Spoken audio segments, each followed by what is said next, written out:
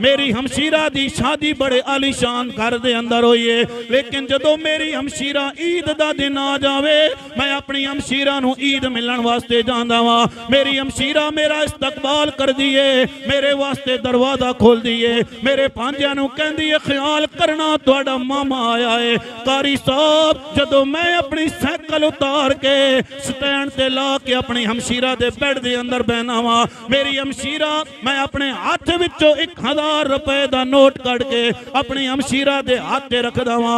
मेरी हमशीरा दियां अखां विचों अथरू आ गए। मैं कहा है मेरी हमशीरा काश मेरे कोल होर पैसे होना ते मैं ओ भी पैसे तैनू दे देवियां। कारी साहब मेरी हमशीरा मेरा बाजू पकड़ के कमरे दे अंदर लेके गई है, अलमारी दा दरवाजा खोलिया, एक पैकेट खोलिया ते पैकेट विचों जनाब 1000 दे नोट पे हुए ने।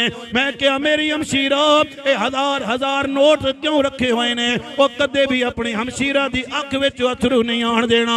भैणां ते अपने भाइयां दा मान होंदियां ने, भैणां ते अपने भाइयां दी खुशियां दे अंदर खुश होंदियां ने। तवज्जो करियो दोस्तों ने मोहतरम, हमशीरा दियां अखां विचों अथरू आ गए। कारी साहब मेरी हमशीरा कहंदी है ऐ मेरे भाइया ए जितनियां भी तू ईदा दे के गया है मैं इन्हां नूं ज़ाया नहीं कीता है, इन्हां ईदां नूं मैं संभाल के रखिया है। हाय हाय पुत्रा नूं पैसे दे दिते जान ते पुत्र ज़ाया कर देंदे ने, लेकिन मेरे भाइया धी कदे भी पैसे नूं ज़ाया नहीं कर दिया, हमशीरा कदे भी पैसे नूं ज़ाया नहीं कर दिया। वो ते अपने भाइयों दी खैर मंगदी है। ताइयों ते मियां साहब फरमांदे ने कि शाला मरण ना वीर किसे दे ते ना होण ना माणियां भैणा, और जिस भैणों दा वीर ना कोई उस दुनिया तो की लैना।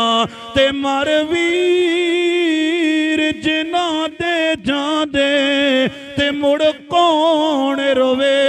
हुण थोड़ा ओए रोगां विचों रोग मुहम्मद ते जिस दा नाम विछो।